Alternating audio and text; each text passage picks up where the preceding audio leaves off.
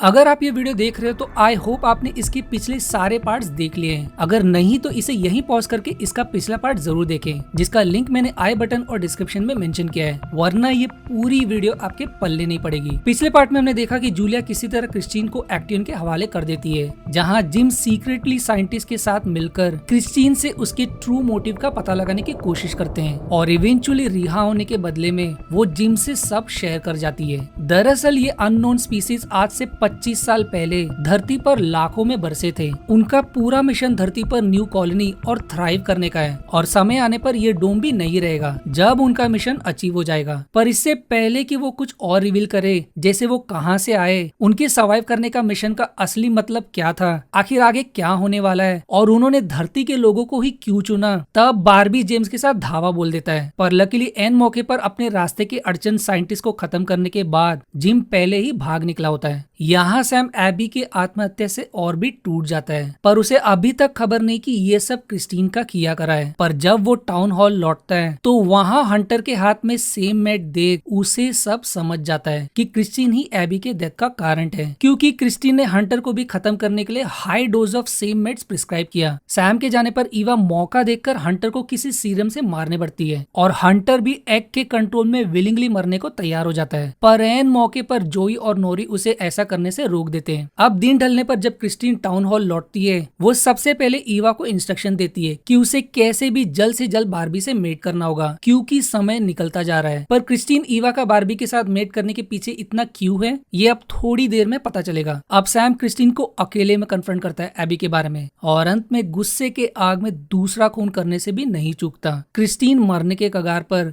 Luckily James समय पर पहुंच जाता है और क्रिस्टीन के कहने पर तुरंत उन्हें गुफा ले जाता है। जेम्स जैसे ही उन्हें उन क्रिस्टल के नजदीक रखता है, क्रिस्टल से निकलती अजीब एनर्जी उसे धीरे धीरे ककून में कैद कर लेती है और वो सीन वहीं कट होकर टाउन की तरफ मुड़ जाती है, जहां किनशिप के लोग एक एक करके बिल्डिंग से कूद कर अपनी जान देने लगते हैं, ठीक जैसे उन कुछ साइंटिस्ट ने किया था एग से इन्फेक्ट होने के बाद, क्योंकि उन्हें भनक लग जाती कि उनकी क्वीन नहीं रही। लकीली बारबी उन्हें सही समय पर रोक लेता है, पर अभी तो मुसीबत की बस शुरुआत ही हुई है, क्योंकि देखते ही देखते लाखों में पिंक स्टार्स धरती पर बरसने लगते हैं। और अब हमें सीजन 1 में जो, नोरी, एंजी और बचपन में जेम्स के उस अजीब सदमे में पिंक स्टार्स आर फॉलोइंग बड़बड़ाने का रहस्य रिवील होता है कि वो कुछ और नहीं बल्कि एक प्रोफेसी था कि आगे ऐसा होने वाला है। वहीं गुफा में सारे क्रिस्टल्स और क्रिस्टीन का कुकून अजीब कारण से फ्लिकर करने लगता है। जूलिया और जिम भी एक विशाल तारा उनके करीब क्रैश होते अनुभव करते हैं। लकीली वो शक्तिशाली तारा भी डोम को तोड़ नहीं पाता। अब बारबी कंप्लीटली शॉक, उसके सामने कई लाखों में तारे बरसते नजर आते हैं और बीइंग अ सोल्जर उसे गिल्ट फील होने लगता है कि कई लाखों में लोगों की जान जा रही है और वो कुछ कर नहीं पा रहा। दरअसल बारबी को खास करके इसलिए लोगों के लिए इतनी चिंता होती है क्योंकि अपने एक मिलिट्री एक्सपीरियंस में उसके एक गलती के कारण उसके साथियों की जान चली गई। तब से उसके मन में एक क्लेश सा बस गया। वो सिर्फ प्रे कर सकता है कोई तो बचा होगा इस तबाही से, पर ईवा उसका दिल नहीं तोड़ना चाहती। इसलिए एंथ्रोपोलॉजिस्ट होने के नाते उसे याद दिलाती है कि जब भी तारे बरसते हैं वो अपने पीछे आसमान में मलबा छोड़ जाते हैं, जिस पर बाद में सूरज की तेज रोशनी पड़ने पर वो आग के गोले की तरह बरसने लगते हैं। यानी कि कुछ ही सेकंड्स में इंसान का पूरा वजूद धरती से लुप्त हो जाएगा, ठीक जैसे आज से लाखों साल पहले डायनासोर्स का हुआ था। अब देखते ही देखते सुबह हो जाती है और आसमान जैसे आग में झुलसने लगता है। अब जब बारबी बाहर की हालत को समझने के लिए डोम के दीवार के करीब पहुंचता है, उसे लोग तड़पते नजर आते हैं जो गिड़गिड़ाते रहते हैं उन्हें बचाने के लिए, पर बारबी कुछ नहीं कर पाता। ईवा उसे समझाती कि वो सभी को बचा नहीं सकता, उसे सच्चाई को अपनाना होगा कि अब डोम ही उसकी दुनिया है। उसे सब कुछ भूलकर अपने दिल में बसे क्लेश को मिटाना होगा। पर आखिर ईवा इतना सब लेक्चर क्यों देती है, हमें आगे रिवील होगा। अंत में बारबी को रियलाइज होता है और सिचुएशन को एक्सेप्ट करके मूव ऑन करने का तय करता है, जिसमें वो जूलिया को भूलकर ईवा को अपना लेता है और वो सीन वहीं कट होकर जोई और नोरी की तरफ मुड़ जाती है, जिन्हें खुद भी रियलाइज होता है कि अब उनकी दुनिया सेम नहीं रही। हंटर क्रिस्टीन के कंट्रोल में उन्हें कोसता रहता है कि आखिर उन्होंने उसे क्यों बचाया, इसलिए नोरी गुस्से में उसे गैग करके चुप करा देती है। फिर तभी उन्हें किसी की आहट महसूस होती है और खतरा समझकर वो वार करने बढ़ता है, पर वो सैम निकलता है जो उनसे सवाल करता है। सैम हंटर के कंडीशन को समझने पर उसके मुंह की पट्टी खोल देता है, पर अब मिराक्युलसली हंटर भी नोरी की तरह नॉर्मल हो जाता है। उस पर से क्रिस्टीन का कंट्रोल पूरी तरह से टूट जाता है, पर किसी को कोई क्लू नहीं कि आखिर कैसे हुआ। सैम उसके घाव के दर्द को शांत करने के लिए उसे फिर से क्रिस्टीन का वही मेड बट लो डोज में प्रिस्क्राइब करता है जो उसने पहले छोड़ दिया था।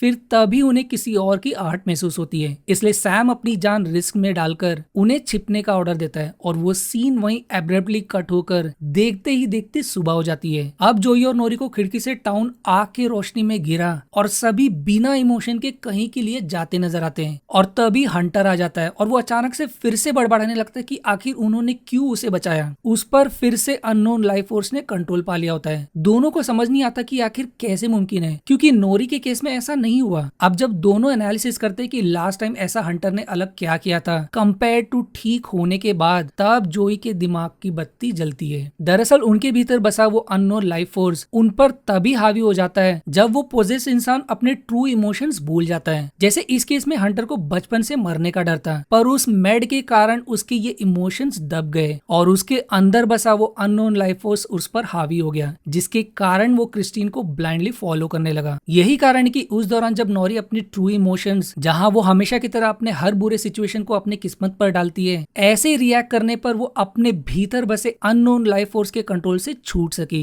जोई और सैम खास करके क्रिस्टीन के फॉलोअर इसलिए कभी नहीं बने क्योंकि उनके केस में सैम का गिल्ट कि कब जोई उन्हें माफ करेगा, उसकी बहन की मजबूरी में जान लेने के लिए। वहीं जोई का ग्रीफ सैम को माफ नहीं करने का उनके लाइफ का एक बड़ा सदमा था जो उनके ट्रू इमोशंस को दर्शाता था। इसीलिए उनमें छिपा अननोन लाइफ फोर्स उन्हें कंट्रोल नहीं कर पाया। इसीलिए अल्टरनेट रियलिटी और उससे निकलने के बाद भी क्रिस्टीन उनके पीछे हाथ धोकर पड़ गई थी कि वो एक दूसरे को माफ करके मूव ऑन करे ताकि उनमें बसा अननोन लाइफ फोर्स उन पर हावी हो सके। अगर आपने गौर किया होगा तो जोई और सैम को भी उस अननोन लाइफ फोर्स ने कंट्रोल कर लिया होता अगर जिम ने एन मौके पर एग को नहीं डिस्ट्रॉय किया होता, क्योंकि डिस्ट्रॉय करने के ठीक पहले जोई ने ऑलमोस्ट उस पर तरस खाकर माफ कर दिया था। बार्बी के केस में भी वो पूरी तरह से अननोन लाइफ फोर्स के कंट्रोल में नहीं आया क्योंकि उसमें अपने मिलिट्री का समय का ग्रीव अब भी जिंदा है, पर उस इंसिडेंट के बाद से बार्बी का भी अपने ट्रू इमोशन से पकड़ छूट रहा है और धीरे धीरे वो अननोन लाइफ फोर्स उसे भी कंट्रोल कर रहा है। पर अब लकीली उनके पास कम से कम एक तरीका है उस अननोन लाइफ फोर्स के अगेंस्ट लड़ने का, और वो सीन फिर से कट होकर जूलिया और जिम की तरफ मुड़ जाती है, जिन्होंने एक्टियन के उस लैब के लोकेशन पर पनाह ली है और उन्हें भी धरती के डिस्ट्रक्शन का डरावना नजारा नजर आता है। दोनों ने भी अपने लाइफ में अब सब कुछ खो दिया होता है, जूलिया ने बार्बी को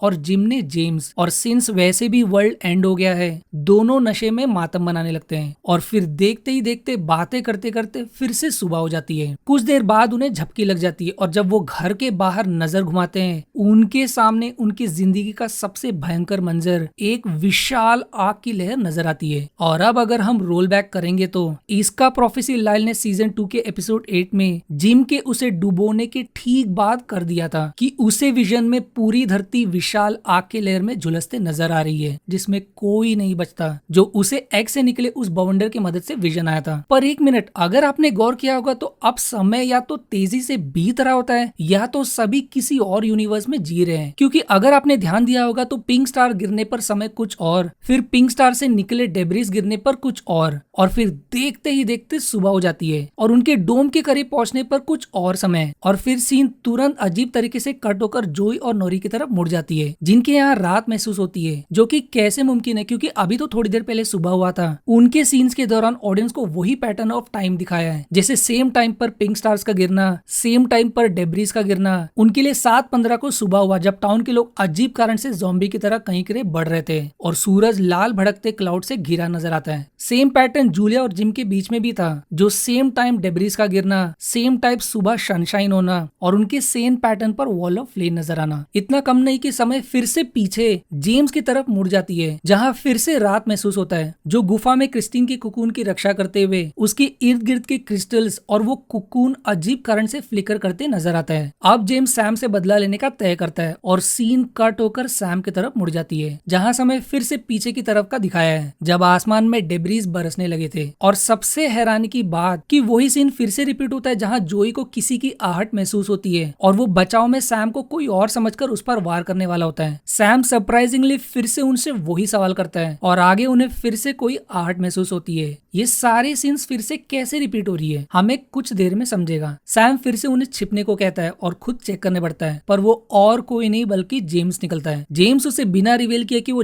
जानता है कि उसने क्रिस्टीन की जान ली, वो उसे बहला फुसलाकर अपने साथ गुफा चलने के लिए मना लेता है और सीन फिर से उसी शॉट पर मुड़ जाती है जो ऑडियंस को कई बार दिखाया गया, with sun shining at exact time. दोनों के अलावा टाउन के बाकी सभी भी ज़ॉम्बी की तरह चलते हुए गुफा को घेर लेते हैं और जब जेम्स और सैम गुफा में उतरते हैं, सैम को जेम्स की चालाकी का भनक लग जाता है और देखते ही देखते दोनों में झड़प हो जाती है और वो सीन कोकून से कोई निकलते हुए जिम और जूलिया की तरफ मुड़ जाती है, जहां जोई और नोरी हंटर के साथ पहुंचते हैं और उनसे एग के अगेंस्ट लड़ने का तरीका शेयर करते हैं। पर एक मिनट, उस अजीब टाइमलाइन का क्या जो सबके साथ अलग अलग समय में घट रही थी? थोड़ा पेशेंस रखिए, ये थोड़ी देर में रिवील होगा। अब अपने कंडीशन को एक्सेप्ट करने के बाद ईवा फाइनली बार्बी से मेट करने में सफल हो जाती है और जब दोनों अपना कार्यक्रम खत्म करने पर उठते हैं, तब मिरर में हमें साफ नजर आता है कि ईवा भी क्रिस्टीन की तरह पूरी तरह उस अननोन लाइफ फॉर्म में बदल गई है। पर एक खास बात कि उनका असली चेहरा रिफ्लेक्शन में सिर्फ वो खुद देख सकते हैं, इसीलिए बार्बी को ईवा का रूप नॉर्मल नजर आता है और लकीली बार्बी अब भी पूरी तरह से ट्रांसफॉर्म नहीं हुआ होता, क्योंकि किसी कोने में उसमें अब भी ग्रीफ बसा होता है। अब क्रिस्टीन पूरी तरह से क्योर होकर कुकून को फाड़ते हुए निकलती है, यानी कि उन क्रिस्टल्स में क्योर करने की शक्ति भी है। पर ये करने के बाद उनके पास बचा हुआ एनर्जी और ऑक्सीटोसिन और भी लिमिटेड हो जाता है, क्योंकि क्रिस्टीन को रिकवर करने के पीछे और ज्यादा एनर्जी एग्जॉस्ट हो गई और अब वो डोम का उस पत्थर और एक्स से कनेक्शन और विशाल वॉल ऑफ फ्लेम का सीक्रेट रिवील करती है और ये एपिसोड यहीं